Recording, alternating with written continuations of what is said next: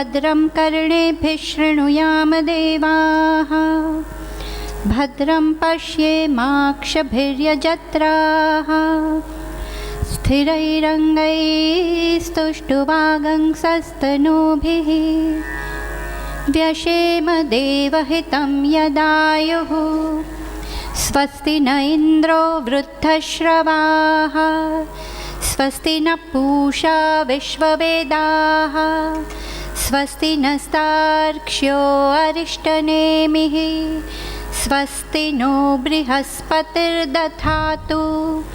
ॐ शान्ति शान्ति शान्तिः। ॐ सहना भवतु सहनौ भुनक्तु सह वीर्यं करवावहै तेजस्विनावधीतमस्तु मा विद्विषावहै। ॐ शान्ति शान्ति शान्तिः। या कुन्देन्दुतुषारहारधवला या शुभ्रवस्त्रावृता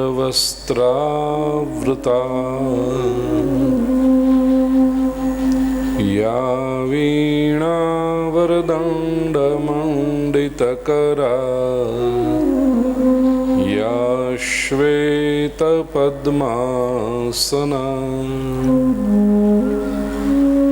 या ब्रह्माच्युतशङ्करप्रभृतिभिर्देवैः सदा वन्दिता सा मां पातु सरस्वती भगवती निःशेषजाड्यापहा।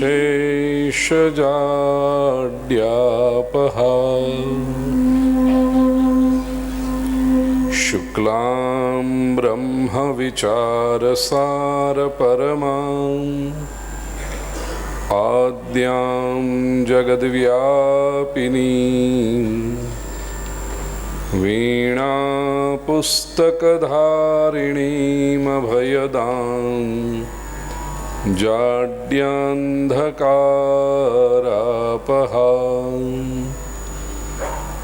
हस्ते स्फाटिकमालिकां विदधतीं पद्मासने संस्थितां वन्दे तां परमेश्वरीं भगवतीं बुद्धिप्रदां शारदां।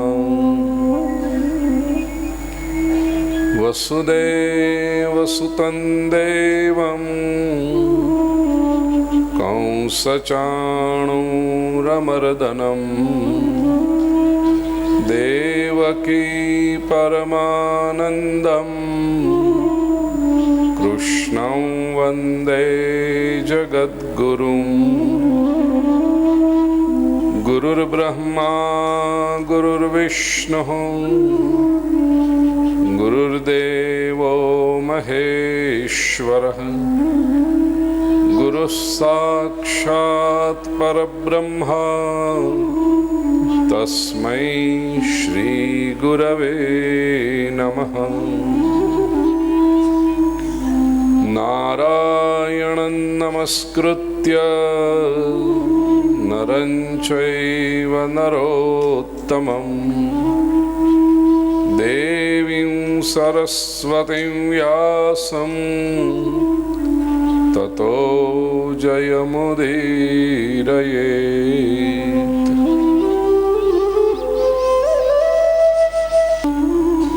श्रीमद् भगवद गीता भगवान श्री कृष्ण ने अर्जुन को उपदेश आरंभ किया है। अर्जुन, मृत्यु एक जीवन की निश्चित घटना है।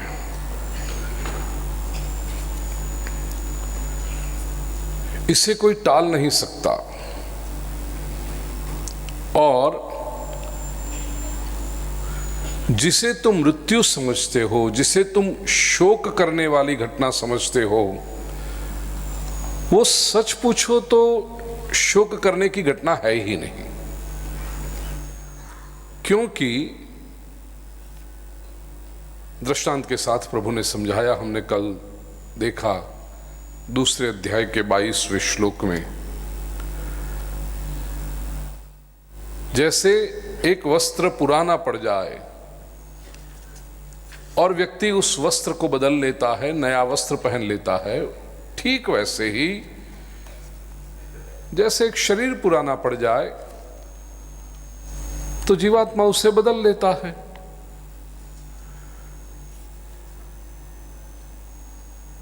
पारलौकिक दृष्टि से यदि देखा जाए, पारमार्थिक दृष्टि से यदि देखा जाए, तो मृत्यु दुख की घटना नहीं है।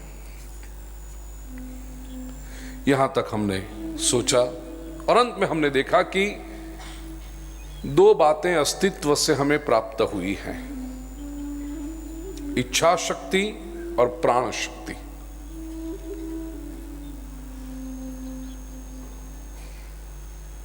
प्राण शक्ति चली जाए लेकिन इच्छा शक्ति बची रहे तो वह मृत्यु है।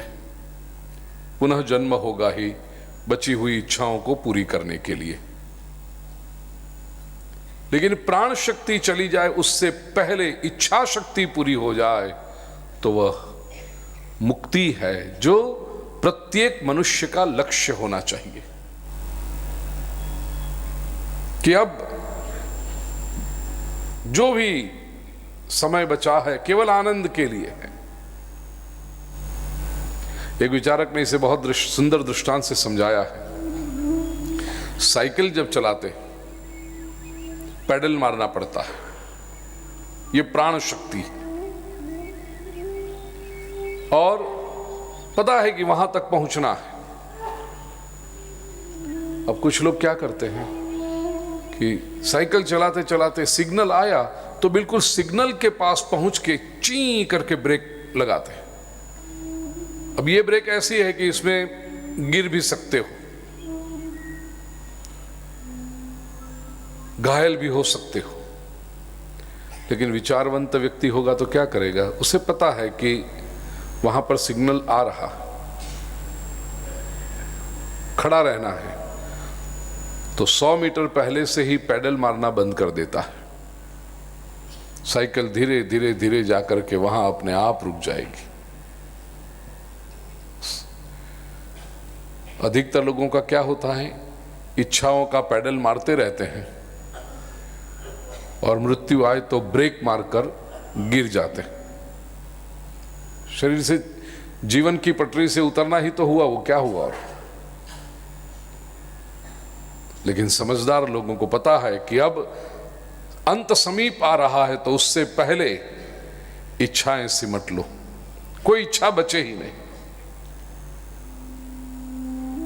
मृत्यु एक सुमंगल अवसर की तरह आता है। 22वें श्लोक में जो बात कही, वही बात अभी प्रभु 23 और 24वें श्लोक में दोहरा रहे हैं। दोनों श्लोक हम साथ में लेंगे, 23वां और 24वां। आइए। नैनं छिन्दन्ति शस्त्राणि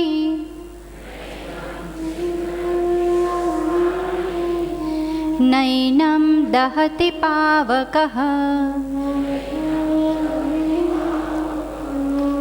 न चैनं क्लेदयन्त्यापो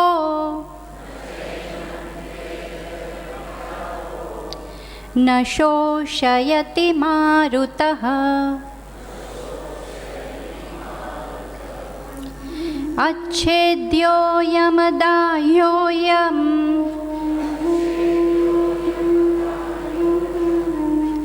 अक्लेद्यो शोष्य एव च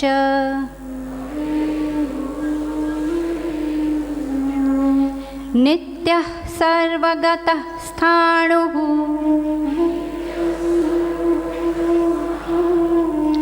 अचलोऽयं सनातनः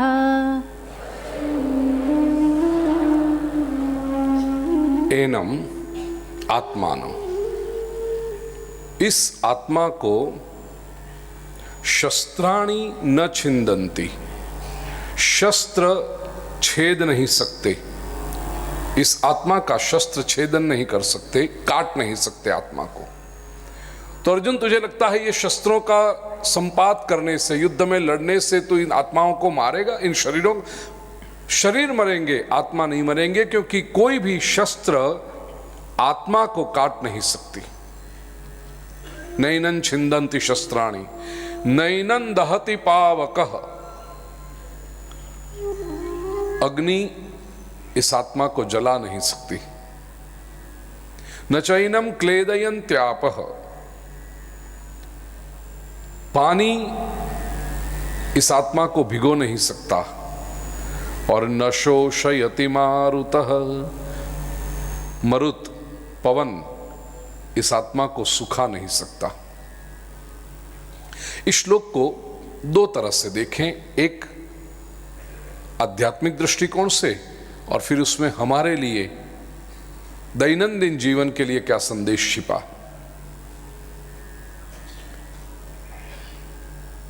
यहां पर 4 महातत्वों की बात की गई है। पंच महातत्व से, प्रकृति के अंग से शरीर बनता है, उनमें से 4 की बात यहां पर की गई। नैनम छिंदन्ति शस्त्राणि, शस्त्र इसे छेद नहीं सकते। ये शस्त्र पृथ्वी तत्व का सूचन करते हैं, भूमि तत्व का, भूमि तत्व का शस्त्र। क्योंकि शस्त्र कैसे बनते हैं? चाहे वो लोहे के शस्त्र हो, चाहे पीतल के शस्त्र हो, चाहे लकड़ी के कोई अस्त्र शस्त्र हो, वो सारे जो बनते हैं वो भूमि तत्व के विकार हैं, पृथ्वी तत्व है। पृथ्वी तत्व इस आत्मा को मार नहीं सकता, क्योंकि आत्मा चेतन तत्व है, वो प्रकृति के जड़ तत्व से महान है, उठकर है। नैनं दहति पावक, अग्नि तत्व आया, इसको जला नहीं सकता। न चैनम क्लेदयन्त्यापः, जल तत्व आया, उसे भिगो नहीं सकता। और न शोषयति मारुत, पवन वायु तत्व आया। आप कहोगे भगवान ने चारों तत्व की बात की तो 5वां आकाश तत्व भी रख देते। आकाश तत्व रखा इसलिए नहीं कि आकाश तत्व कुछ करता नहीं, आकाश तत्व केवल होता है। बाकी के जो 4 तत्व हैं वे क्रियाशील हैं, वे कुछ कर सकते हैं। आकाश तत्व फिलोसॉफिकली देखने जाओ तो ये बाकी के 4 तत्वों को केवल स्पेस देता है, कुछ करता नहीं। पृथ्वी तत्व कहां है? आकाश तत्व में। जल तत्व कहां है? आकाश तत्व में। वायु तत्व कहां है? आकाश तत्व में। अग्नि तत्व कहां है? आकाश तत्व में। आकाश तत्व स्वयं कुछ नहीं करता, वो केवल अन्य तत्वों को स्पेस देता है कि वो अपना अपना काम कर सकें। और उपनिषद श्रुति जो कहती है उसके अनुसार ये चारों तत्व आकाश तत्व से ही उत्पन्न हुए हैं,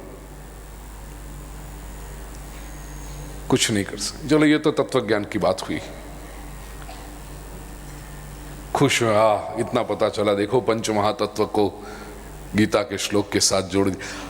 हमारे लिए कैसे उपयोगी? श्लोक बहुत उपयुक्त है। नैनम छिंदन्ति शस्त्राणि, यदि हम आत्म तत्व से जुड़ना चाहते हैं, if you want to identify with our true self, the pure self, तो जरा सोच लो हम किससे टूटते हैं। आत्म तत्व कभी छेदन नहीं होता, तो हमारा छेदन होता है। हां, हम किससे छीदे जाते हैं, हम किससे काटे जाते हैं, हम किससे अलग अलग हुए जाते हैं? अहंकार से। ये अहंकार का भाव है जो हमें एक दूसरे से अलग करता है। अहंकार यदि चला जाए तो हम आत्म तत्व के समीप पहुंचेंगे, क्योंकि अब हम विभाजन नहीं करेंगे, हम एक दूसरे से काटेंगे नहीं। ये अलग, वो अलग, वो अलग, मैं अलग, क्योंकि ये सभी का हम अलग है, हूं, अहम अलग है। वो अहंकार यदि चला जाए तो पता चलेगा कि कोई अलग है ही नहीं। लेकिन मनुष्य की एक वृत्ति है, बड़े प्राचीन समय से है और वो बढ़ती रहती है। पता नहीं क्यों मनुष्य स्वयं को अलग करना चाहता है। हम अलग हैं।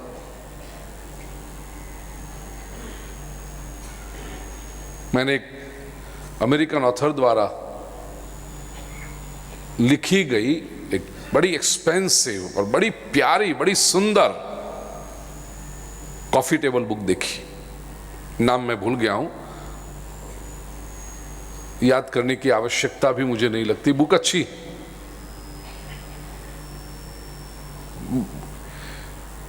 15-17 वर्ष तक इस व्यक्ति ने भारत में बहुत समय बिताया। हर साल 6 महीने 8 महीने भारत के एक एक हिस्से में गया। वो वहां का अभ्यास किया, रिसर्च किया, फोटोग्राफ्स लिए, रेयर फोटोग्राफ्स, बड़े सुंदर पिक्चर्स। और ये यूजुअली जैसे कॉफी टेबल बुक होती है, आर्ट पेपर के ऊपर मल्टी कलर्ड पिक्चर्स, बहुत सुंदर प्रोडक्शन, बड़ी सी पिक्चर हो और नीचे 5-7 लाइन में उस पिक्चर के बारे में इंट्रोडक्शन हो, ताकि पूरा आपको पता चल जाए। वो कहता है कि इतने वर्ष मैंने भारत में बिताए and I am so impressed. India is such a rich country with varied cultures, food habits, languages, dresses, ethnicity, बहुत कुछ कहा है उसने। अलग अलग जगह पे जाओ तो आपको पता कहते दूसरे, विशेष करके जो अमेरिकन ऑथर है वो कहता है अमेरिका सब जगह पे एक समान लगता है। जो आप गए होंगे तो पता होगा। आप न्यूयॉर्क से लेकर के लॉस एंजलिस तक जाओ, कहीं भी जाओ, सब पिज्जा की शॉप है तो एक समान, स्टैंडर्डाइजेशन। बास्किन रॉबिन्स तो एक समान, ये दुकान तो एक समान। अपने यहां कितना अलग अलग है, मकानों का बनना अलग, सब अलग अलग है, भाषा अलग है, सब। कहता है इतना सुंदर है। अब नहीं रहा। अब सब तो गुजरात में आओ तो गुजरात के लोग अलग, पहनने का अलग, यहां से थोड़े से आगे जाओ राजस्थान और अलग, पंजाब और अलग, ये जहां भी जाओ सब अलग अलग। नीचे महाराष्ट्र में जाओ बदल जाएगा सब। और ये मैं केवल एक एक राज्य की बात नहीं कर रहा हूं। आप गुजराती में क्या है ना, 12 गांव में बोली बदलाई जाए। हर 10-12 मील चलो, 15 मील चलो तो कुछ वैरायटी दिखेगी वहां पर। बहुत। वो व्यक्ति अंतिम पेज पे कहता है कि इतने वर्षों से मैं भारत गया, मुझे बहुत कुछ सीखने को मिला। अलग अलग भाषाएं मिली, अलग अलग फूड आइटम्स मिली, अलग अलग कपड़े मिले, अलग अलग आर्ट मिली, कल्चर मिली, डांस मिला, म्यूजिक मिला। अब सब कुछ अलग अलग मिला, लेकिन मुझे पूरे भारत में एक भी भारतीय नहीं मिला।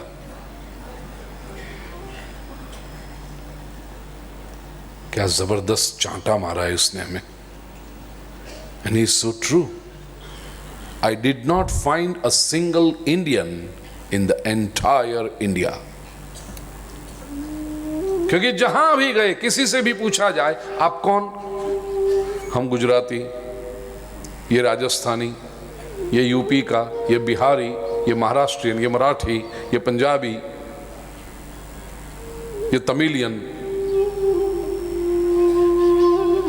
ठीक है, गुजरात में आकर के सब गुजराती हैं? नहीं। गुजरात के बाहर निकलो तो आप गुजराती हो। जैसे इंडिया के बाहर निकलो तो फिर आप इंडियन, हु केयर्स आप गुजराती हो, पंजाबी हो, कौन कौन, यू आर इंडियन। लेकिन गुजरात में आकर के हम गुजराती हैं? नहीं। ये उत्तर गुजरात वाले GJ2, मनु भाई बराबर। ये दक्षिण गुजरात वाला, वो पेलो हुर्टी, ये सौराष्ट्र का, वो कच्छ का, अमित चरोतर ना।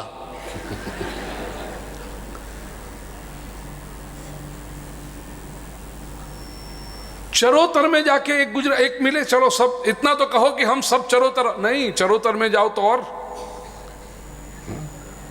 वो ब्राह्मण, वो बनिया, वो लोहाना, ये पटेल, ये वे पटेल सब एक मिले नहीं। પેલો લેવા આ કડવા કેમ ભાઈ? હું પટેલની નામ લઈ લે, તમે આમ અત્યારે કઈ જુદા એક્સપ્રેશન આપો છો?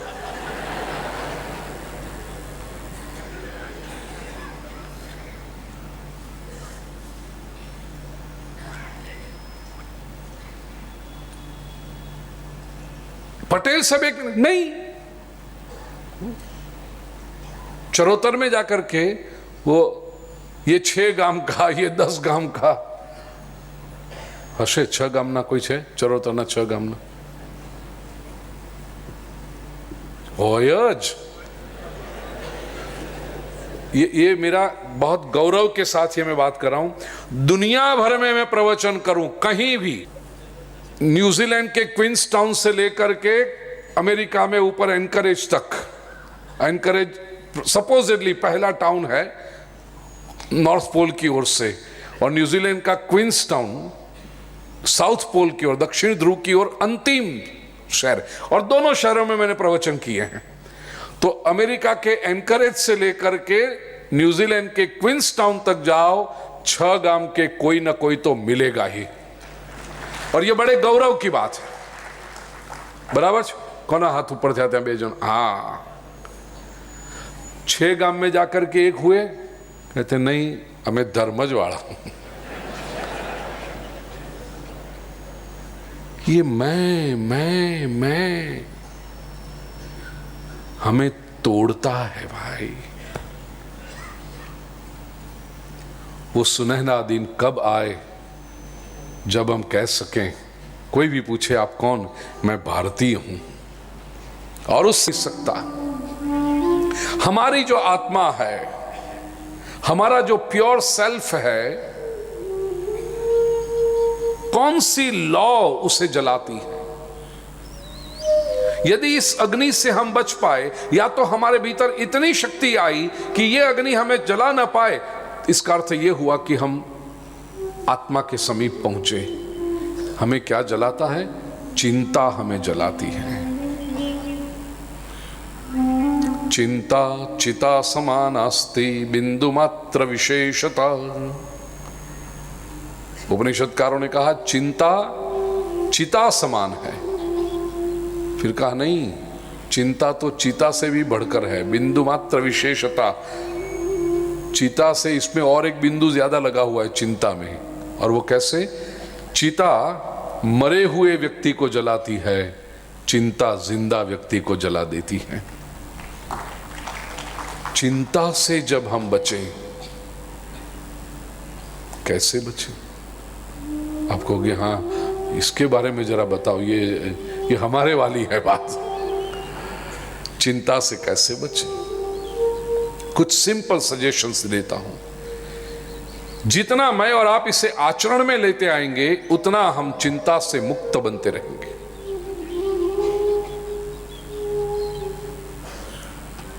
चिंतन कीजिए, चिंता नहीं। पहली बात, चिंता से यदि बचना होगा तो एक्सेप्ट द रियलिटी, वास्तविकता का स्वीकार करो। जो लोग वास्तविकता का स्वीकार नहीं कर सकते, वे चिंता में जलते रहते। कोई भी दुर्घटना हो, कोई भी विपरीत संजोग हो, कोई भी परिस्थिति निर्माण हो जाए, accept the reality, this is the fact of my life. लोग शुरुआत में क्या करते हैं? कोई भी दुर्घटना हो, विपरीत संजोग हो, तो उसको छुपाने की कोशिश करते हैं, किसी को पता न चले, किसी को पता न चले। और वह माध्यम से वे स्वयं अपने आप को भी एक सेल्फ डिसेप्शन में आते हैं। मनोवैज्ञानिक जिसे कहेंगे डिनायल, नहीं नहीं कुछ नहीं, कुछ नहीं, ये डिनायल है। आग जल रही है, विपरीत संजोग निर्माण हुए हैं, लेकिन व्यक्ति उसका स्वीकार नहीं कर पाता। हो जाएगा, सब ठीक हो जाएगा, ठीक हो जाएगा। People don't take charge of the situation from the beginning, और उससे क्या होता है, समस्या बिगड़ते जाती है। एक्सेप्ट द रियलिटी, मेरे जीवन की यह कटु वास्तविकता है, and I have to live with it. ये जितना से लोग यूजुअली क्या करते हैं, सेल्फ पीटी, सेल्फ हेट्रेड, मेरे साथ ही ऐसा क्यों हुआ, सबका कितना अच्छा चल रहा है, देखो हमारे के अंदर एक प्रॉब्लम है, अपने नहीं, सबके जीवन में कोई ना कोई समस्या है। मेरे जीवन की ये एक समस्या है। वास्तविकता का स्वीकार करो तो चिंता नहीं होगी। जितना जल्दी आप वास्तविकता का स्वीकार कर लेंगे, उतने जल्दी उस वास्तविकता से जूझने के लिए, उस पर विजयी बनने के लिए आप तैयारी शुरू कर देंगे। दूसरी बात, आज में जियो, live in present.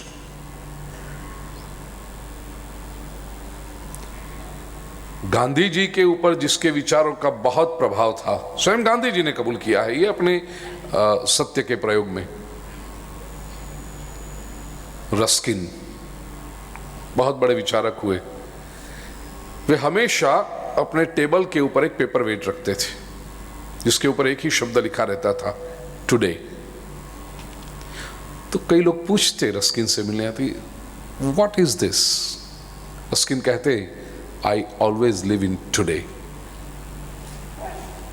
Past has gone, future has not yet come. What is in front of me is today.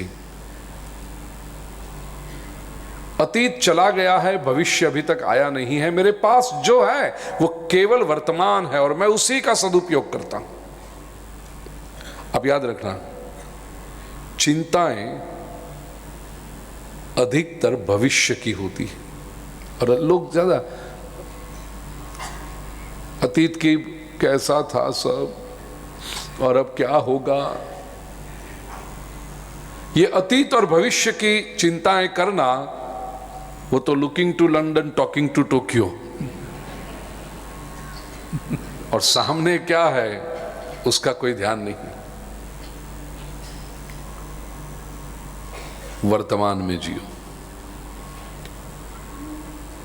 चिंता को दूर करने का उपाय है, तीसरा उपाय, समय को बांधो। टाइम मैनेजमेंट ये बहुत इफेक्टिव टूल है। ज्यादातर लोगों को चिंता इसलिए होती है कि योग्य काम जब योग्य समय पे करना था तब नहीं किया, इसलिए 11th आवर लोग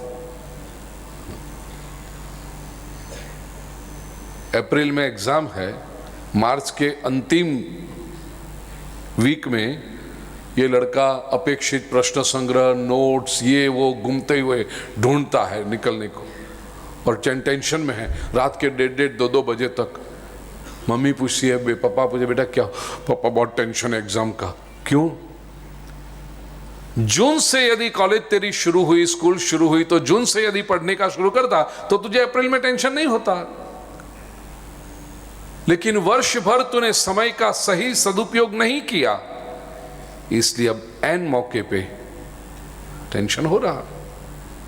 टाइम मैनेजमेंट।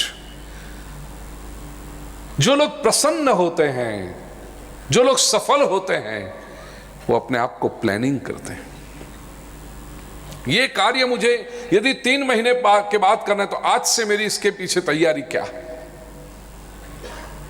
तो चिंता नहीं होगी। समय, एक छोटा सा सुझाव दे दूं, आप प्रैक्टिस में रखोगे ना, आपको लगेगा जीवन के 50% चिंता आपकी दूर हो जाएगी, तनाव दूर हो जाएगा। 15 मिनट जल्दी उठने का अभ्यास करें, केवल 15 मिनट्स। ऐसे भी उठ के जो लौटते हैं ना, आड़ोट्या करो सवारना पोरमा, और ये ठंडी की सीजन में तो खास कुछ 15 मिनट जल्दी उठने का अभ्यास करो और देखो आपका पूरा दिन कितना शांति से बीतता है। हमारा क्या होता है, हम 15 मिनट देरी से उठते हैं। 8 बजे उठना, 8 बजे नहीं सॉरी 6 बजे उठना है, तो अलार्म रखा है 6 बजे का, फिर उसको स्नूज करते हैं, 15 मिनट बाद उठेंगे। यदि तुझे 6 बजे उठना था तो 6:15 बजे क्यों उठता है? मैं ये कहता हूं ये 6 बजे यदि आपने प्लानिंग किया है तो 5:45 बजे उठ जाइए और देखिए आपका पूरा दिन कितना सुंदर। मनोवैज्ञानिक कहते हैं दिन की पहली 15 मिनट जैसी आपकी बीतती है ना, उसकी परछाई पूरे दिन की प्रवृत्ति पर पड़ती है। पहली 15 मिनट यदि आपने स्ट्रेसफुल बिताई, अरे देरी हो गई, उठने में देरी हो गई, भागो भागो भागो भागो, पूरे दिन भागते ही रहेंगे। और पहली 15 मिनट यदि शांति से बीती तो पूरा दिन आपका स्वस्थता से बीतेगा, चिंता नहीं होगी। 15 मिनट जल्दी उठने का अभ्यास करें। अगली बात,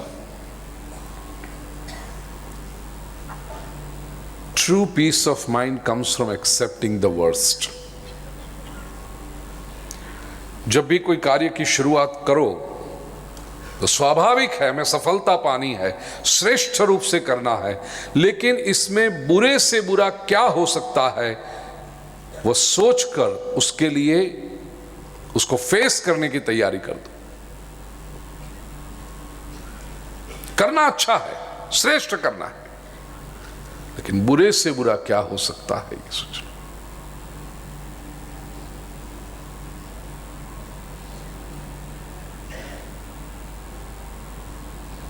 तो चिंता नहीं होगी। भ्रामक चिंताएं दूर करो, अननेसेसरी वरीज। हमारी जो चिंता होती है ना, उसमें से 80% व्यर्थ की चिंताएं होती। हम ऐसी बातों की चिंता करते हैं जो एक्चुअली चिंता के लायक है ही नहीं। एक छोटा सा प्रयोग, ये सारे प्रयोग करने जैसे हैं।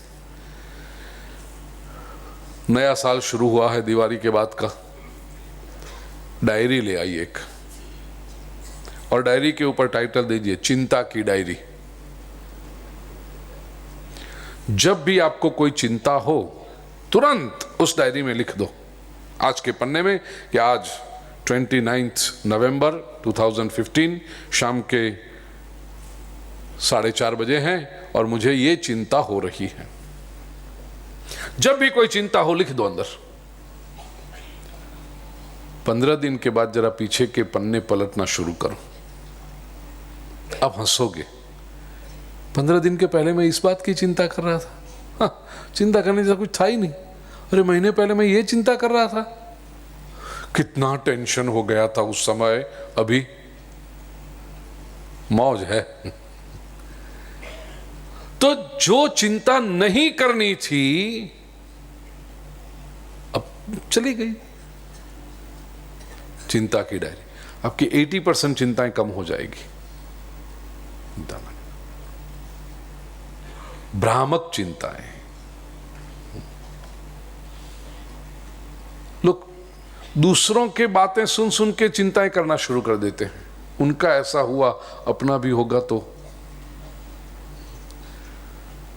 एक हफ्ते में 4 ऐसे समाचार आए, मौसी का लड़का 52 की उम्र थी, हार्ट अटैक।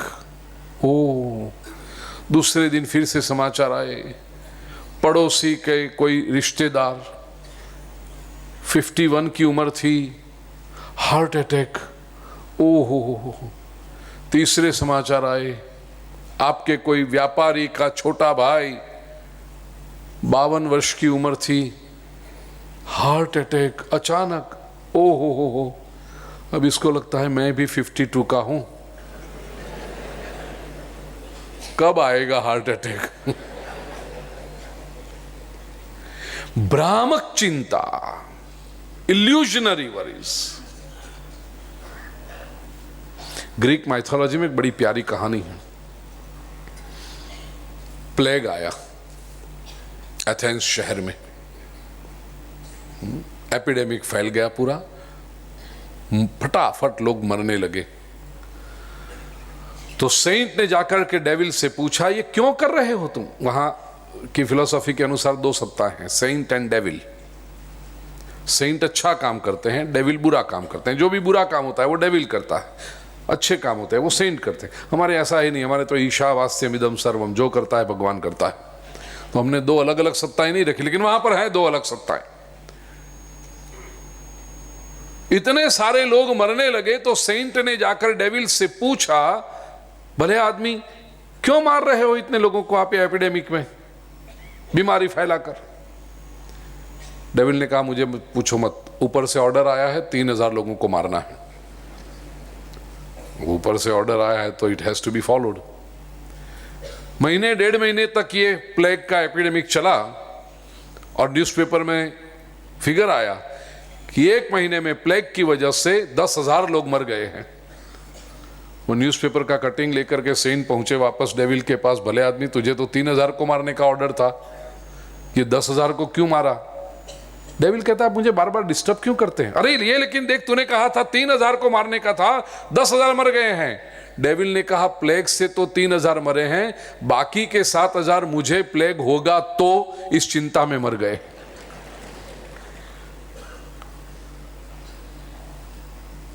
कहने का आशय, भ्रामक चिंता, इससे लोग व्यथित होते हैं। इसे छोड़ो, भ्रामक चिंता को छोड़ो। नैनम दहति पावक, कंफ्यूजन न हो व्यक्ति के अंदर।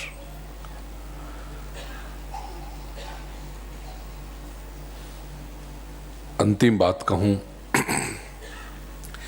जीवन में ध्येय निष्ठा हो और ईश श्रद्धा हो, तब चिंता नहीं होती। अपने किसी लक्ष्य के प्रति one has to have a mission in life, कुछ करना है। जिनको कुछ नहीं करना होता ना, उनको चिंता ही करनी होती है। कुछ करना है जीवन, और उसके लिए जो एक्टिव रहते हैं उनको चिंता नहीं होती। और जिनको कुछ भी नहीं करना होता वे चिंता करते हैं। नवरो बैठो, जे करता हो ये बोलूं।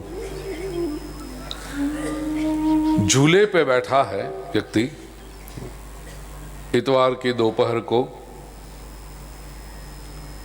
श्रीखंड, पूरी, ढोकळा, उसी का जेऊ पेट कर्यू है और झूले पे झूल, कुछ करने को नहीं ना। संडे है, न कहीं जाना है, न कोई आने वाला है, बिल्कुल फ्री। वो झूले पे झूलते झूलते उसकी नजर ऊपर जाती है, उसको लगता है ये बीम टूट के गिरेगा तो मुझ पर, उसको वो चिंता शुरू होती। अरे भले आदमी,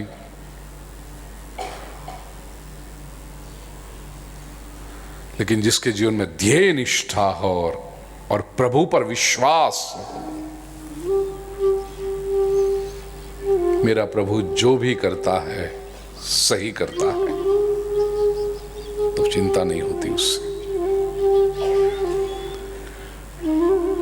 नैनं क्लेदयन् न चैनं क्लेदयन्त्यापो, तो चिंता रूपी अग्नि जिसे जला नहीं सकता, पानी जिसे भिगो नहीं सकता, हमें क्या भिगो देता है? हमें सुख रूपी जल भिगो देता है, और दुख हमें सुखा देता है।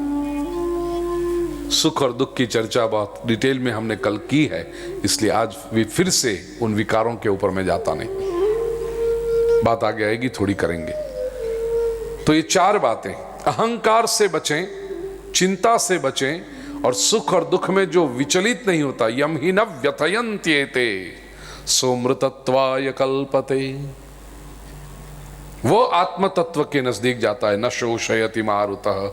और 24वें श्लोक में, अब जो 23 में 4 चरण में कहा था, वही प्रभु ने 24वें श्लोक में पहले आधे श्लोक में बता दिया।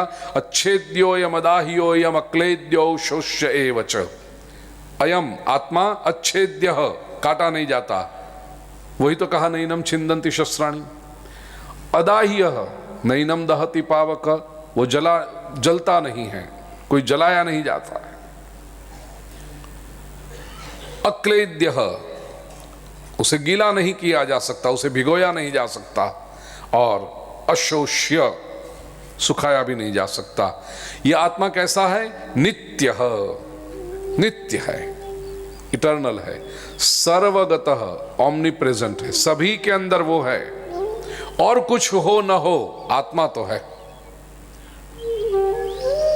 बाकी के जो लक्षण हैं वो कम ज्यादा हो सकते हैं।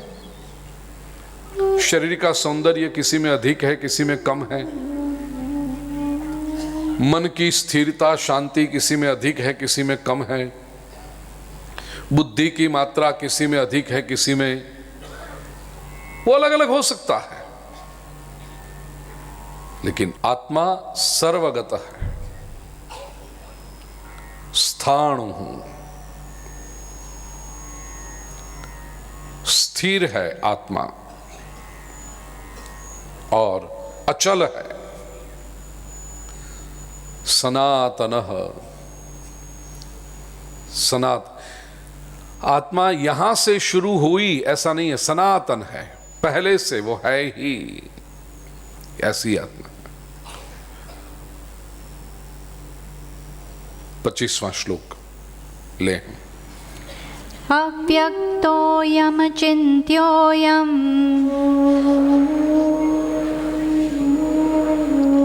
अविकार्योऽयमुच्यते तस्मादेवं विदित्वैनं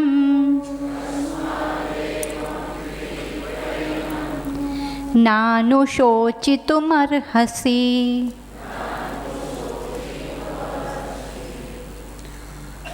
ये सब श्लोकों में भगवान श्री कृष्ण अर्जुन की एक विशिष्ट भूमिका तैयार कर रहे हैं।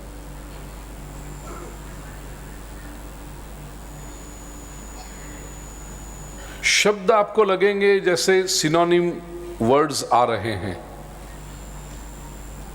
लेकिन ये एक बहुत महत्वपूर्ण सिद्धांत अर्जुन के मन पर स्थिर करना है, इसलिए प्रभु ये कर रहे हैं। अयम अव्यक्तः, आत्मा अनमैनिफेस्ट है, व्यक्त नहीं है, दिखाई नहीं पड़ता है। आत्मा जिसके अंदर हो उसके क्रियाकलाप दिखाई पड़ते हैं, लेकिन आत्मा स्वयं दिखाई नहीं पड़ती। जैसे इलेक्ट्रिक करंट स्वयं दिखाई नहीं पड़ता, और कोई कहे I don't believe in the electricity, हम कहे क्यों भाई? नहीं, मैं बुद्धिमान हूं, जो दिखाई पड़ता है वही मैं मानता हूं। हम कहेंगे भाई इलेक्ट्रिक करंट होता है, आप देखो ये जो इतने सारे बल्ब जल रहे हैं, इट्स बिकॉज ऑफ इलेक्ट्रिसिटी। पंखे चल रहे हैं इलेक्ट्रिसिटी की वजह से, एयर कंडीशनर चल रहा है इलेक्ट्रिसिटी की वजह से, ये माइक भले थोड़ा मंदापन चल रहा है, वो इलेक्ट्रिसिटी की वजह से चल रहा है। ये वीडियो कैमरास चल रहे हैं इलेक्ट्रिसिटी की वजह से चल रहा है। इतने सारे देखो इलेक्ट्रिसिटी नहीं। हम कहें भाई इलेक्ट्रिसिटी स्वयं नहीं दिखाई पड़ेगी, इलेक्ट्रिसिटी जैसे व्यक्त होती है इन सब माध्यमों के द्वारा, इन सब साधनों के द्वारा, ये नहीं, मुझे तो इलेक्ट्रिसिटी ही बताओ, तो फिर उसको सब स्टेशन के पास ले जाना पड़े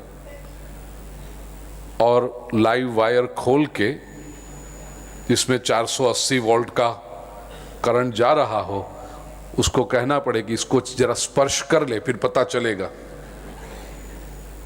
और परम ज्ञानी हो जाती है स्पर्श करके तुरंत, अंतिम, the last thing to know in life. तू जिद करता है, नहीं दिखाओ दिखाओ, कैसे दिखेगी? कल मैंने कहा था ना कि सभी बातें आप जिस रूप से प्रमाण चाहते हो ऐसे नहीं मिल सकते। हवा का फोटो दिखाओ तो मैं मानूं, कैसे मिलेगा?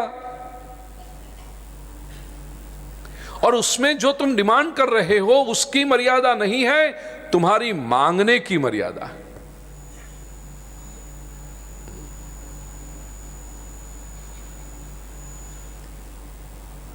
अव्यक्तोयम, ये आत्मा अव्यक्त है।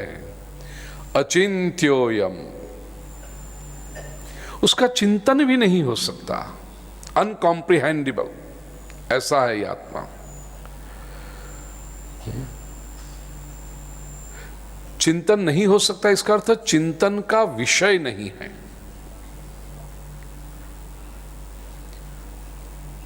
चिंतन किससे करते हो? मन से, बुद्धि से, और ये मन बुद्धि की पकड़ में आने वाला है नहीं, तो केवल थिंकिंग का। इसलिए हमारे यहां देखो, पश्चिम में फिलॉसफी कहते हैं, हमारे यहां दर्शन शास्त्र कहा, ये फर्क है। फिलॉसफी शब्द का ग्रीक रूट है फिलोसोफेस, to think, to argue, to analyse, जिसकी हमें आदत है, और हम उसी को बुद्धि का एक सर्वोच्च शिखर मानते हैं। बुद्धि का अल्टीमेट काम हम उसी को मानते हैं। बैठे बैठे कैसे होगा, क्या होगा, अच्छा ऐसा होगा, ये होगा। जैसे वो आप चेस खेलते हो ना, उसकी सारी मूव्स पहले से तय करके ऐसा होगा, फिर मैं ये कहूंगा, फिर शायद ये बोले, इसके 3 आंसर आ सकते हैं, 3 आंसर होंगे तो मेरे क्या क्या होंगे, क्या होगा। ये जो करते हो आप, कहते हो बहुत बुद्धि चलाई, और ऐसे ही हम आत्मा को ढूंढने जाते हैं, कैसे होगा, क्या हो। लेकिन आत्मा इसका विषय है ही नहीं, समझ में नहीं आएगा। अचिंत्य है। क्यों? क्योंकि आत्मा मन के द्वारा पकड़ा नहीं जाएगा, आत्मा अनुभूति का विषय है, चिंतन का नहीं।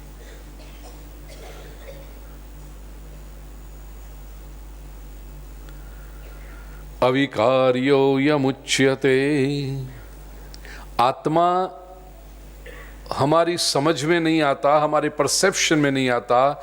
इसका एक कारण यह भी है कि हमारी सेंस ऑर्गन्स, इंद्रियां, जो परिवर्तन होता है ना उसी को नोट करती है। ये इंद्रियों का स्वभाव है, ये इंद्रियों का बिल्ट इन प्रोग्राम है। Sense organs will only notice what changes.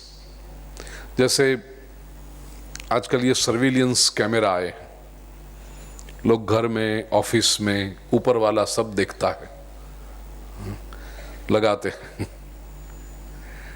अब उसमें एक टेक्नोलॉजी, सेंसर टेक्नोलॉजी, हम कहेंगे 24 घंटे रिकॉर्ड करते रहे। नहीं, 24 घंटे नहीं, कोई भी मूवमेंट हुई कि वो रिकॉर्ड कर लेगा।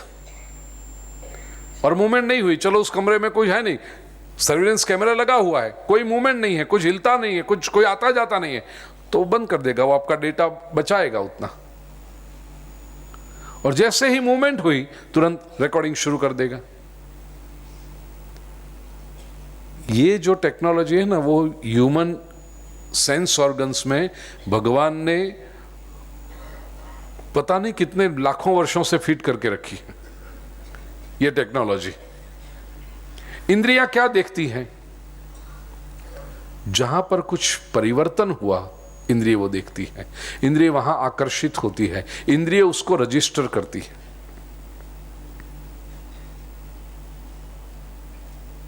यहां व्यासपीठ पर बैठकर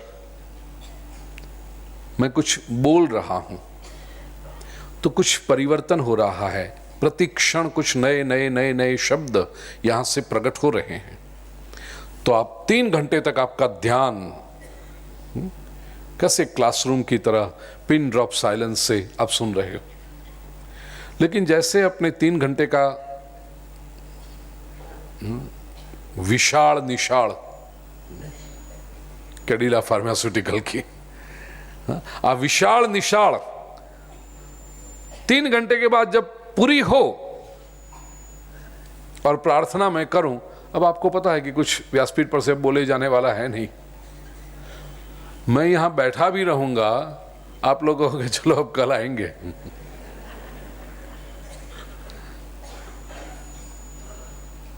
अब कुछ बोलोगे तो हम 10 मिनट और बैठते हैं, लेकिन कुछ बोलने वाला नहीं। यदि कुछ परिवर्तन हो रहा है तो ध्यान आकर्षित होता है, परिवर्तन नहीं हो रहा है ध्यान आकर्षित नहीं। ये इंद्रिय का स्वभाव है। अब आत्मा क्यों रजिस्टर नहीं? क्योंकि आत्मा में कोई परिवर्तन ही नहीं हो रहा है। आत्मा न बड़ा होता है न बूढ़ा होता। शरीर है वो जायते अस्ति वर्धते विपरिणमते अपक्षीयते नश्यति, ये सब शरीर का हो रहा है, आत्मा का तो होता नहीं है। न वो रंग बदलता है, न वो साइज बदलता है, न कुछ नहीं होता है। इसलिए वो हमारी नजर से हमारे किसी भी इंद्रिय की परसेप्शन में नहीं आता है। अविकार्यो यमुच्यते तस्मात् एवं विदित्वैनम नानुशोचितुमर्हसि। Therefore, अर्जुन ये ठीक से समझ ले तू और चिंता मत कर।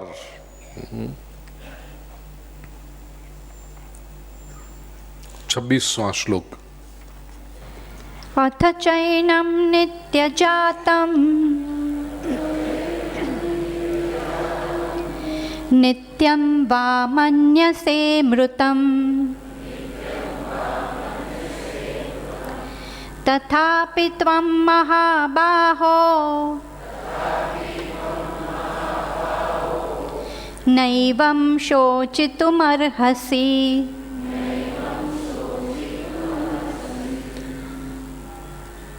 11वें श्लोक से परमात्मा ने अर्जुन को समझाने की शुरुआत की 25वें श्लोक तक। मतलब ये 15 श्लोकों में प्रभु ने एक सिद्धांत अर्जुन को समझाया। 26वें श्लोक में भगवान थोड़ी अलग तरीके से बात करते हैं, जिसको संस्कृत शास्त्र में दुर्जन तोष न्याय कहते हैं।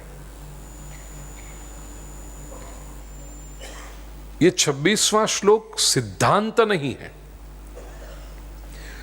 26वां श्लोक श्री कृष्ण का मैसेज नहीं है। अर्जुन को समझाने का प्रयास अवश्य है, प्रभु के वाणी है, सिद्धांत नहीं है। क्यों? दुर्जन तोष न्याय मतलब कोई व्यक्ति सामने वाला जिद पर अड़ गया है, वो दलील पे दलील किए जा, नहीं लेकिन ऐसा, नहीं लेकिन ऐसा, अच्छा तू ऐसा मानता है ना, तो तू जो मानता है उसको यदि स्वीकार करे, यदि इफ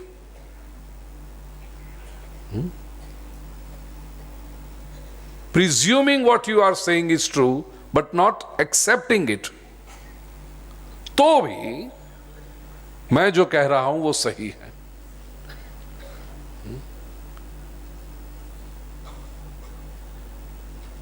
अज्यूमिंग विदाउट एंडोर्सिंग, ये लीगल टर्मिनोलॉजी में शायद चिन्ह भाई ऐसा हो कि यदि स्वीकार करें कि तेरी बात है वो सही है, एक आर्ग्यूमेंट के रूप में। यहां पर शुरुआत कैसे की? अथ। अथ क्या है? संस्कृत में अथ का अर्थ कोई नई बात शुरू हो रही है। थोड़ा सा भी संस्कृत यदि आप जानते होंगे तो आपको पता होगा, अथ से शुरू होता है, इति में पूरा होता है। तो यहां भगवान ने अथ से शुरू किया। ओके, अथ चलो, अभी तक तो मैंने बताया जो शास्त्र है, जो सिद्धांत है, जो वास्तविकता है।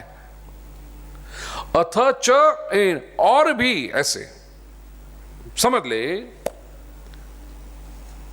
नित्य जातम नित्यम मृतम मन्यसे। मन्यसे तू मानता है ऐसा। यदि तू ऐसा सोचता है कि आत्मा नित्य जन्मता है और नित्य मरता है, तो भी तथा अपि इवन देन महाबाहो नैवम शोचितुमर्हसि, तो फिर चिंता करने की जरूरत ही क्या है? वो नित्य जन्मने वाला है, नित्य मरने वाला है, फिर चिंता काहे की? अगला श्लोक 27वां। जातस्य हि ध्रुवो मृत्युः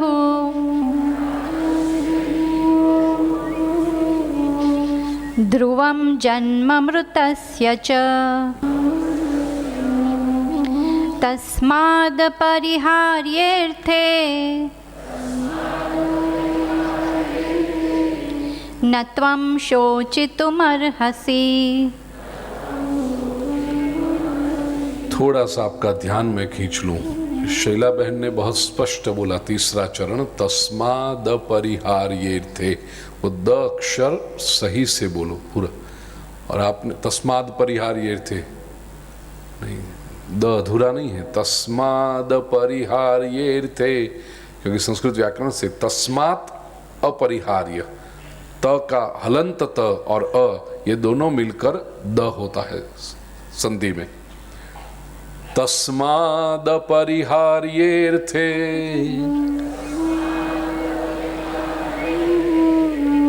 न त्वं शोचितुमर्हसि। मुझे दूसरे अध्याय में सबसे पसंद यदि भगवान के कुछ शब्द होंगे न, तो बार बार जो श्री कृष्ण कहते हैं न त्वं शोचितुमर्हसि नैवं शोचितुमर्हसि तत्र का परिदेवना, अगले श्लोक में कहेंगे चिंता मत कर अर्जुन, न त्वं शोचितुमर्हसि, तू चिंता करने योग्य नहीं है। ये बात चिंता करने जैसी है ही नहीं अर्जुन, चिंता छोड़।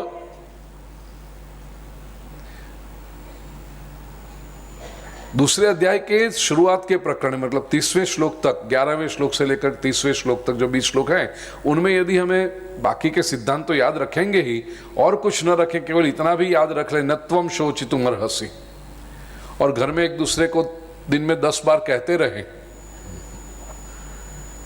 पत्नी पति से कहती रहे न त्वं शोचितुमर्हसि, पत्नी पति से कहता रहे न त्वं शोचितुमर्हसि,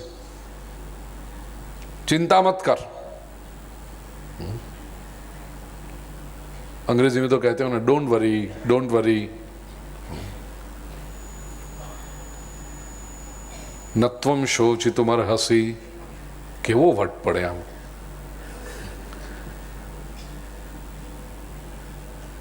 नैवं शोचितुमर्हसि, नहीं नहीं लेकिन ऐसा हो गया, तत्र का परिदेवना, हो गया तो हो गया, उसमें चिंता की बात क्या है? न त्वं शोचितुमर्हसि, उदय हुआ है तो अस्त होना ही है फॉर श्योर, और अस्त हुआ है तो उदय भी होना ही है। ये इतनी निश्चित बात है, ये जिसको पता नहीं होता ना, उसको सूरज आ जाए तो छोटे बच्चे सूरज दादा आ गए, सूरज दादा, अरे बेटा रोज आते हैं। समझदार व्यक्ति सूर्यास्त के समय हाय हाय सूर्य गया, अब क्या होगा, क्या करेंगे हम, चिंता मत कर, आ जाएगा 11-12 घंटे में। ठीक इसी तरह छगनलाल जन्मे तो ये जाएंगे, और छगनलाल गए तो सर कूट के रोना मत, वो फिर से आएंगे। छगन का अर्थ मैं किसी व्यक्ति विशेष से नहीं कह रहा हूं, यहां कोई छगनलाल बैठे हो तो। ये छगनलाल बड़ा शास्त्रीय नाम है। हाँ, हमारे यहां ऐसे करते हैं छगन मगन, ऐसे कोई भी किसी को ऐरा गैरा कह दिया ऐसा नहीं। मैंने जब वेदांत का अभ्यास किया तब मुझे पता चला छगन तो बड़ा शास्त्रीय नाम है।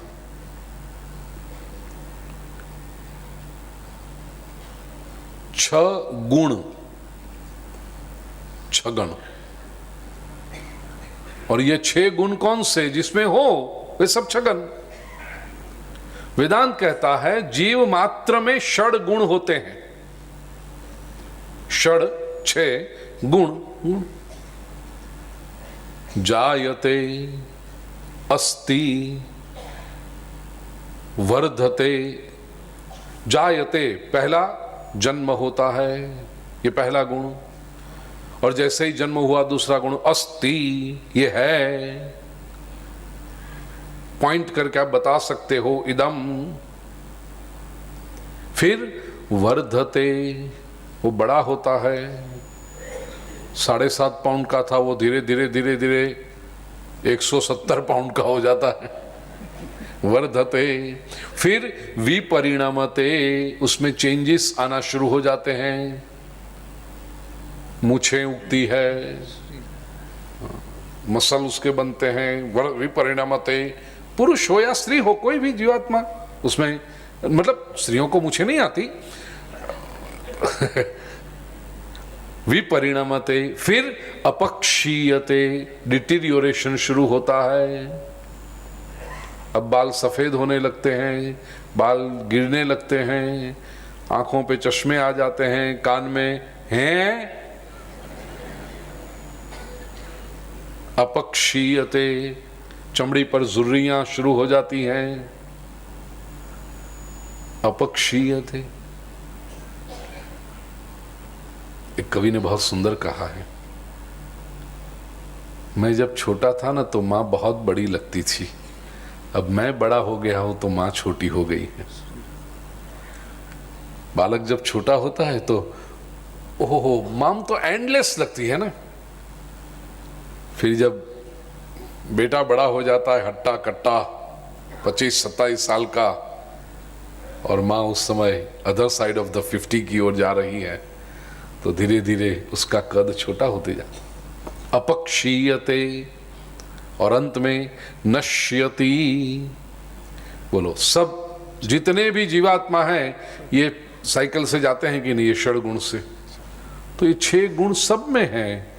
6 गुण 6 गण, मैं आप हम सब छगन। वेदांत की दृष्टि है छगन लाल और छगन देवी।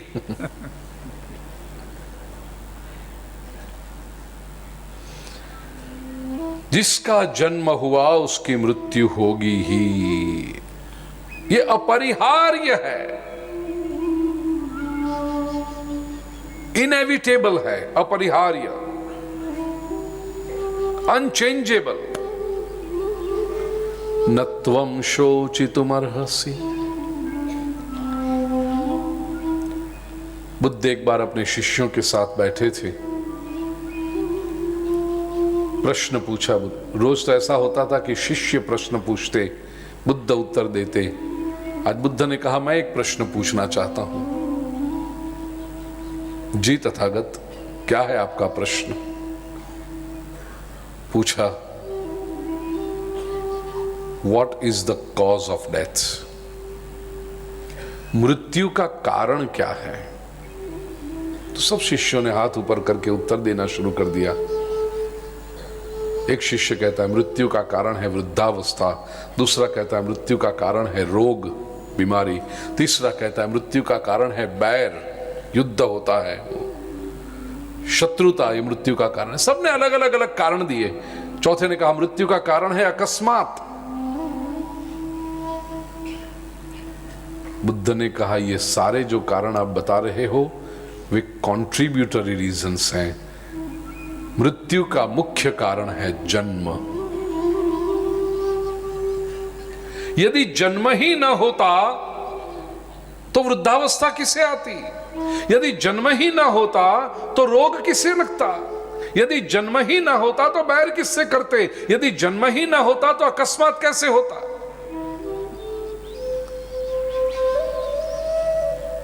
मृत्यु का कारण है जन्म, और जन्म हुआ तो मृत्यु भी होगी। जातस्य ही ध्रुवो मृत्यु। स्वयं भगवान भी अवतार लेकर के इस संसार में आते हैं,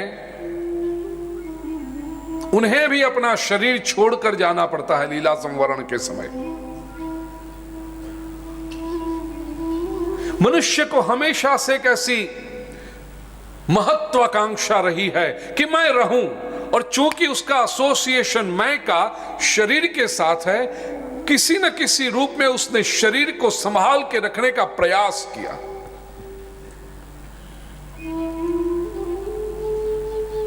मेडिकल साइंस आज ही आगे बढ़ रहा है, ऐसा मत सोचना।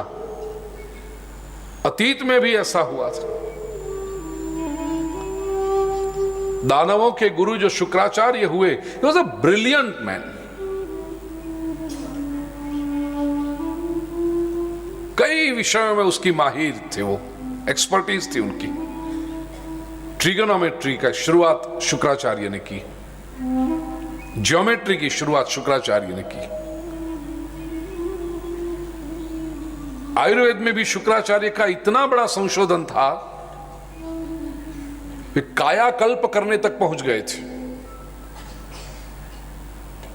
छोटे मोटे ऑपरेशन तो अभी होने लगे हैं ना, मेडिकल साइंस आज भी भगवान की कृपा से बहुत आगे बढ़ा है। अंग कोई काम नहीं कर रहा है तो उस अंग को बदल दो, ट्रांसप्लांट, दूसरे व्यक्ति में से वो अंग निकाल के इसमें रख दो। आंख चली गई किसी की, कोई आई डोनर मिल गया तो डोनर की आंख निकाल करके इस व्यक्ति की आंख में डाल दो, वो देखना शुरू कर देगा। आई ट्रांसप्लांट होते हैं, हार्ट ट्रांसप्लांट होते हैं, नी ट्रांसप्लांट तो आज इतनी कॉमन न कराओ तो तुम्हें उम्र लायक था केम। नी रिप्लेसमेंट 60-65 हो तब घुटने तो बदलने ही पड़ते हैं, अब तो वो बहुत बड़ी इंडस्ट्री हो गई। हाँ, पहले बेचारे बुजुर्ग लोग कितने परेशान होते थे, तरह तरह के तेल घिसते रहो, ये करो, कुछ नहीं, जाओ हफ्ते भर में नए घुटने लेकर के जलसा करो बापू। ये सब रिप्लेसमेंट हो रहा है।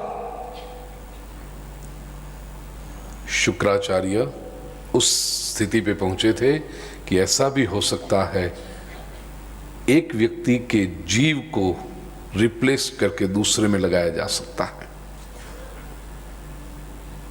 एक एक ऑर्गन को क्यों रिप्लेस कर रहे हो आप?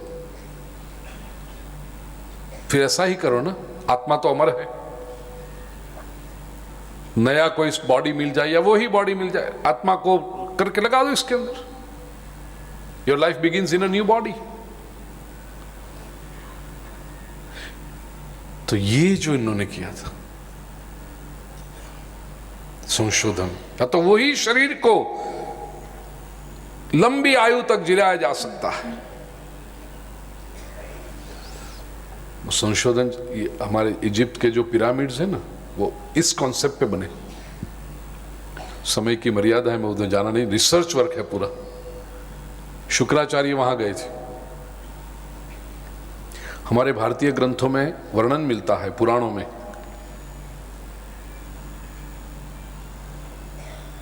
कि शुक्राचार्य का दैत्यों से झगड़ा हुआ। कुछ ऐसी घटना हो गई, दैत्यों ने शुक्राचार्य का अपमान किया।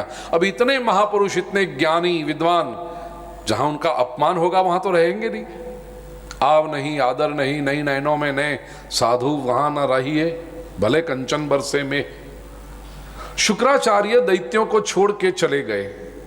हमारे पुराणों में वर्णन है, ये पूरी घटना का वर्णन है। और कहां गए? पश्चिम की ओर चले गए। इतना लिखा कि शुक्राचार्य दैत्यों को छोड़ करके पश्चिम की ओर गए। उसके बाद हमारे ग्रंथ साइलेंट हैं। क्या हुआ पता नहीं। और वहां से कनेक्शन वहां मिलता है।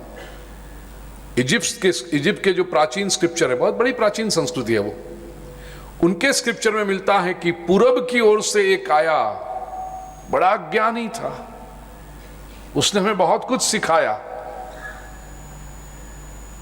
और शुक्र है उसका कि हम सब कर पाए।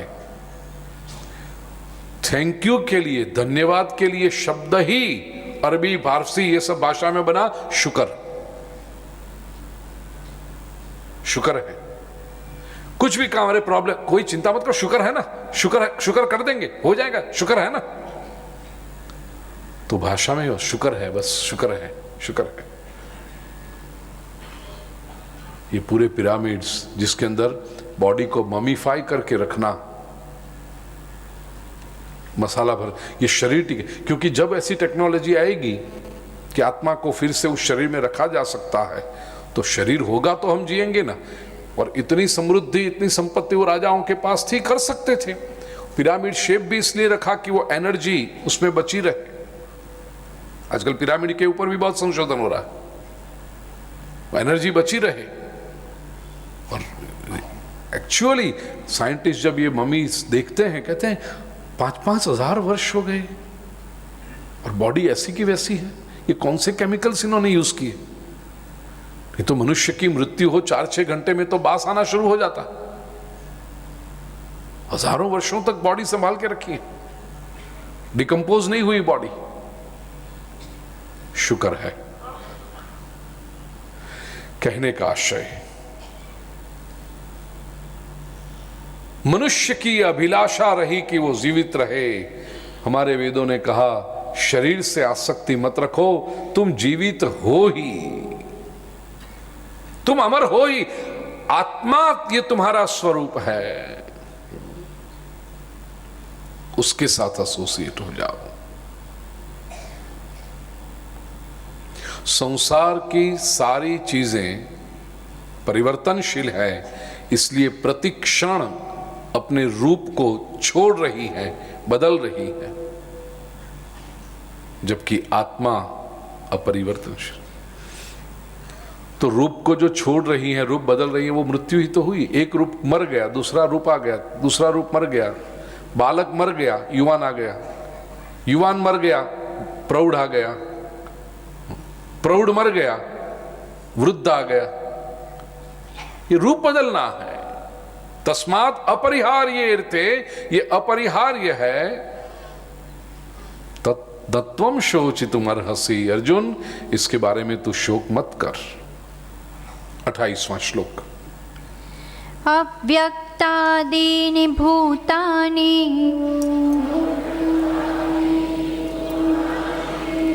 व्यक्तमध्यानि भारत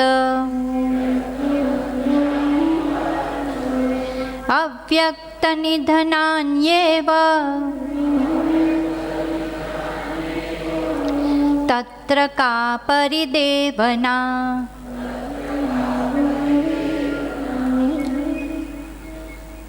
अव्यक्तादीनि भूतानि, प्राणी मात्र, आदीनि अव्यक्तानि। शुरुआत में अव्यक्त हैं, अप्रगट हैं, अनमैनिफेस्ट हैं। व्यक्त मध्यानि भारत। अर्जुन, मध्य में वे व्यक्त होते हैं। अव्यक्त निधनान्येव, निधन के बाद, मृत्यु के बाद वे फिर अव्यक्त में चले जाते हैं। तत्र का परिदेवना, उसमें शोक करने की बात ही क्या है? दो दृष्टांत से इसको समझेंगे। पश्चिम के बहुत बड़े विचारक, कवि खलील जिब्रान कोई ग्रंथ लिख रहे थे और उन्होंने तय किया था कि शहर से दूर जंगल में छोटी सी पर्णकुटी बनाकर मुझे यह ग्रंथ लिखना है। अमावस की रात थी,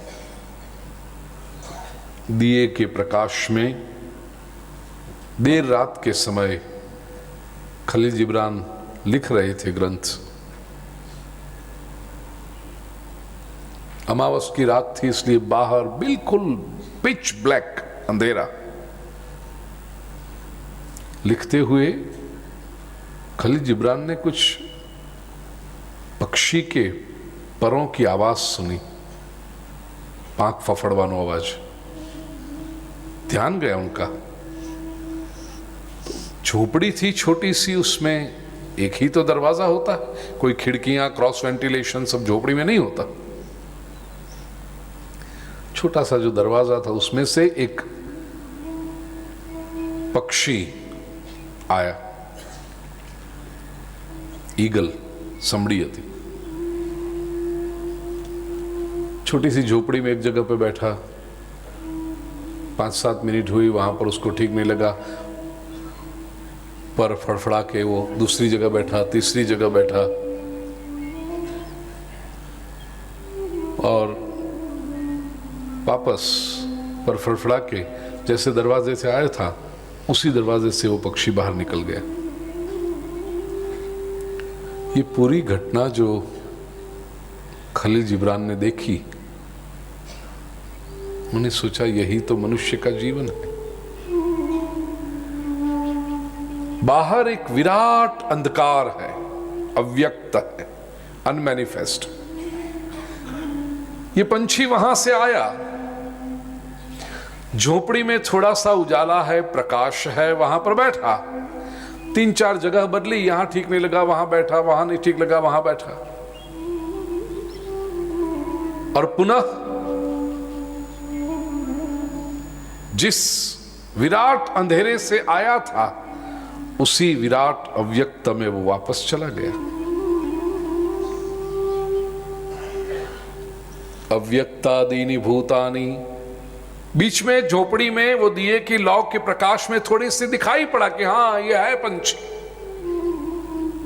आया, उससे पहले वो दिखाई नहीं पड़ता था, अव्यक्त था।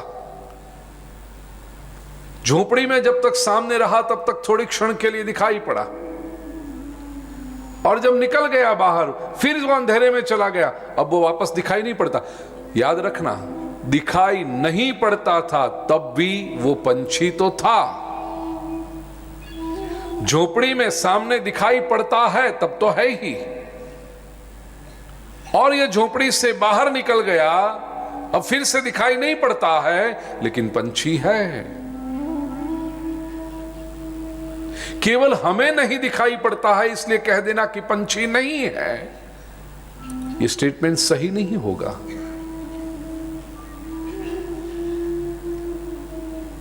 आत्मा एक विराट अव्यक्त से आती है, अस्तित्व में से। शरीर रूपी झोपड़ी में कुछ पर फड़फड़ाती दिखाई पड़ते हैं, हाँ हाँ हाँ छगनलाल आ गए।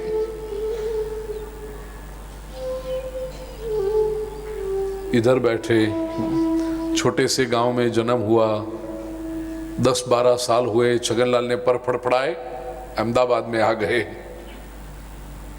और 10-15 साल अहमदाबाद में थोड़ा बिजनेस किया, फैक्ट्री चलाई, फिर हम छगनलाल को नहीं पर फड़फड़ाए, प्रदेश गए, 20-25 साल वहां काम किया, फिर वापस वाइब्रेंट गुजरात याद आया, वापस पर फड़फड़ा के लौट आए छगनलाल। नहीं, रिटायरमेंट तो यहीं, और कुछ समय यहां पर फड़फड़ाए, रणोत्सव में जाके आए, फड़फड़ाए पैर, और छगनलाल फिर विराट अव्यक्त में विलीन हो गए।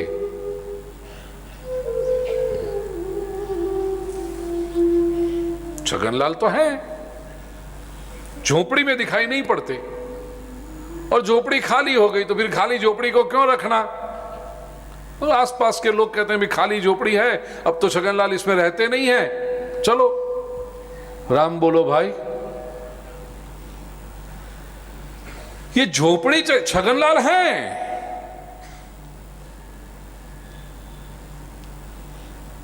छगनलाल कहीं नहीं जाते, आत्मा कहीं नहीं जाता, शरीर जाता।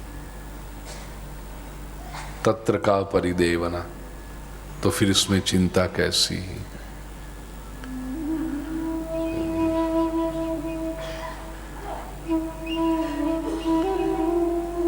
कबीर का एक बहुत सुंदर दोहा है, तरुवर पातन से कहें सुनो पात एक बात। वृक्ष पातन पत्तों से कहता है, सुनो पात एक बात, हे पत्तों एक बात सुनो। या घर या ही रीति है, एक आवत एक जात। इस घर में, ये वृक्ष के रूपी घर में, क्योंकि कोई नया पत्ता आता है तो झूमने लगता है, और कोई पत्ता पीला पड़ के नीचे गिर जाता है तो वो दुखी होता है। तरुवर पातन सो कहें सुनो पात एक बात, या घर या ही रीति है, एक आवत एक जात। यहां यही होता है, तत्र का परिदेवना। तो इसमें चिंता का कोई विषय नहीं है। कोई लोग, कुछ लोग आश्चर्य की तरह देखते हैं। संस्कृत में पश्यति शब्द के दो अर्थ होते हैं। एक पश्यति का अर्थ देखना, physically see, to behold English में इसे कहें, और पश्यति का दूसरा अर्थ है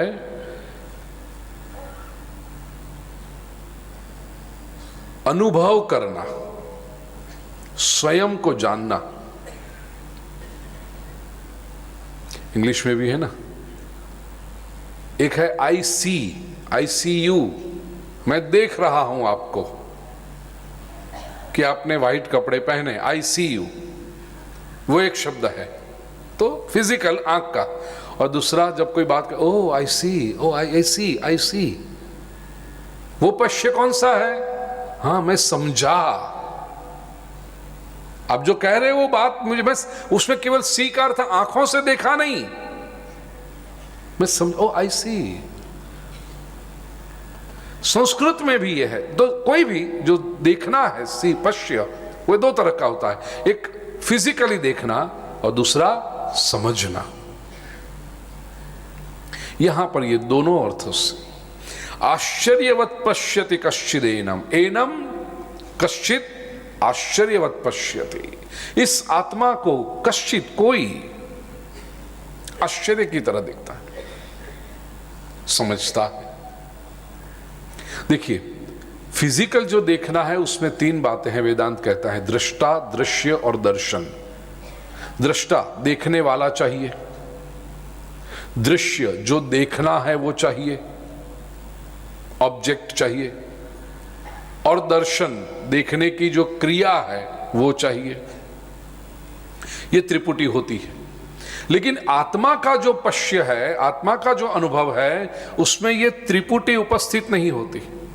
इसका अर्थ कि स्वयं को जो देखना है, आत्मदर्शन जो करना है, वो ये फिजिकल आंखों से नहीं होगा।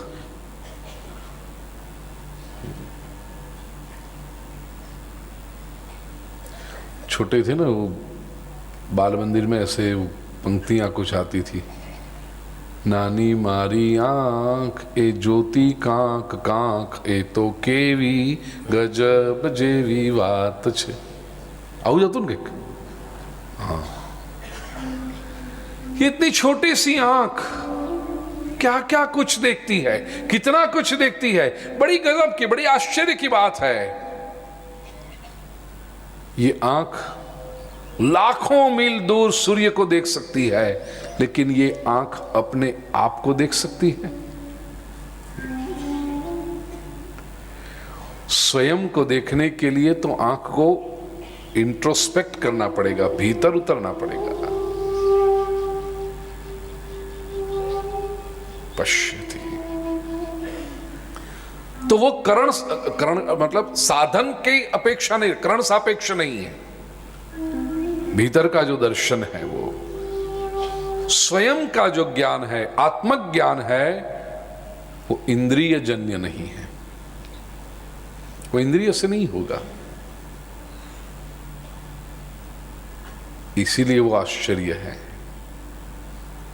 कि जिसको भी होता है उसको पता चलता है कि अभी तक मैं जो देखता था वो इंद्रियों से, आंखों से देखता था, कान से सुनता था, चमड़ी से स्पर्श करता था, ये सब करता था। लेकिन ये जब आत्मानुभूति हुई तो पता चला, न मैंने आंखों से कुछ देखा, न कान से कुछ सुना, फिर भी ये ज्ञाता ज्ञान और ज्ञेय की त्रिपुटी के बिना, दृष्टा दृश्य दर्शन की त्रिपुटी के बिना भी मुझे पता तो चला, अनुभूति तो हुई। आश्चर्य है। आश्चर्यवत पश्यति कश्चिदेनम।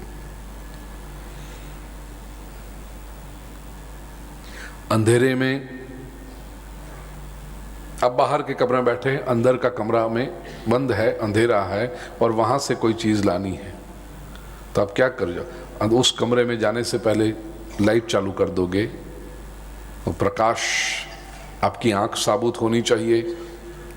प्रकाश की उपस्थिति में आंख से उस वस्तु को देखकर आप ले आओगे, ठीक है? तो किसी कोई वस्तु लानी होगी तो प्रकाश भी चाहिए आंख भी चाहिए, तब जाकर के उस वस्तु को ले आए।